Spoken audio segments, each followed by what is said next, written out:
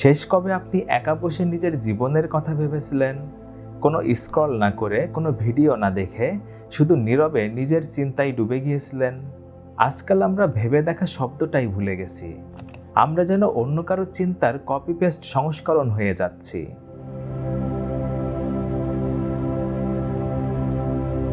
Greek দার্শনিক Rooney ডিকার্টা একবার বলেছিলেন, I think therefore I am, অর্থাৎ আমি ভাবি তাই আমি আছি। কিন্তু যদি আমরা আর ভাবতেই না পারি, তাহলে কি আমরা সত্যিই আছি? আজকের ভিডিওতে আমরা দেখব কিভাবে সোশ্যাল মিডিয়ার যুগে দর্শনের মৃত্যু ঘটছে এবং কিভাবে আমরা ধীরে ধীরে নিজের মতো করে চিন্তা করার ক্ষমতা হারিয়ে ফেলছি।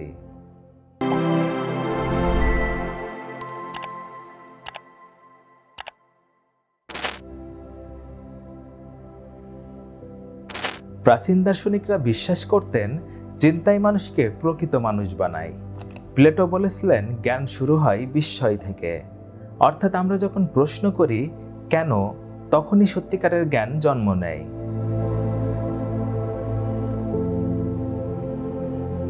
কিন্তু এখন আমরা কোনো ঘটনার মানে খোঁজার আগেই দেখি কে কি বলছে, সোশ্যাল মিডিয়ায় কত লাইক পেয়েছে বা কোনটা ট্রেন্ডিং।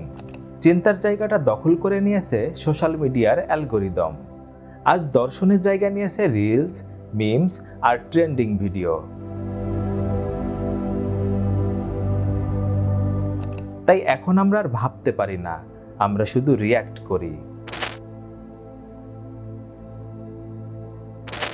সোশ্যাল মিডিয়ার সবচেয়ে বড় ট্র্যাজেডি হলো এটা আমাদের ভাবতে শেখায় আমরা অনেক কিছু জানি, কিন্তু বাস্তবে আমরা জানি শুধু শিরোনাম, মতামত বা ছোট ছোট তথ্যের টুকরো, যার ফলে আমাদের গভীরভাবে বোঝার ক্ষমতা হারিয়ে যাচ্ছে। এখন জ্ঞান মানেই শর্ট ফর্ম কন্টেন্ট, যেমন 30 সেকেন্ডে দর্শন, 15 সেকেন্ডে ইতিহাস ইত্যাদি। কিন্তু সত্যিকারের দর্শন সময় চায়, একটু থামা, একটু নীরবতা আর নিজের ভেতরের কণ্ঠ শুনতে পারা।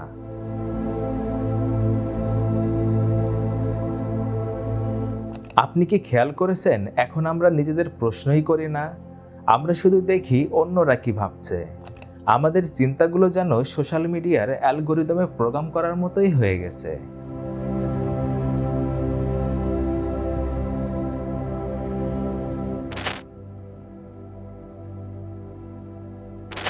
তাহলে কি দর্শন সত্যিই মরে গেছে? না, দর্শন এখনো বেঁচে আছে। আপনার নীরব মুহূর্তে, যখন আপনি নিজেকে প্রশ্ন করেন। একদিন যদি ফোনটা একটু দূরে রেখে বসেন এবং নিজেকে জিজ্ঞেস করেন, আমি আসলে কি ভাবি, আমার মতামতটা কি সত্যিই আমার, নাকি এটা সামাজিক প্রভাবের ফল, সেখান থেকেই আপনার চিন্তার পুনর্জন্ম শুরু হবে। প্লেটো, ডিকার্টা, আল গাজালি সবাই একই ধরনের কথা বলেছিলেন। তারা বলেছিলেন, সত্য কখনো ভিড়ের মধ্যে জন্ম নেয় না, সত্য জন্ম নেয় একাকিত্বে, নীরবতায় আর প্রশ্ন করার মাধ্যমে।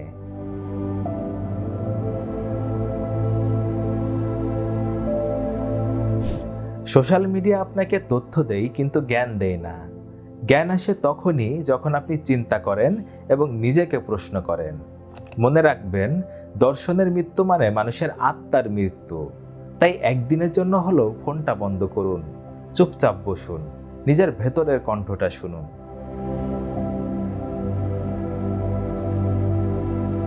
হয়তো সেখানেই লুকিয়ে আছে আপনার সত্যিকারের আমি। আজকের আলোচনা এতটুকুই। ভিডিওটি ভালো লাগলে লাইক দিন আর চ্যানেলটি সাবস্ক্রাইব করতে ভুলবেন না। নতুন কোনো দর্শন বা ঘটনাবহুল ইতিহাস নিয়ে দেখা হবে পরবর্তী কোনো ভিডিওতে। সেই পর্যন্ত সবাই ভালো থাকুন। ধন্যবাদ।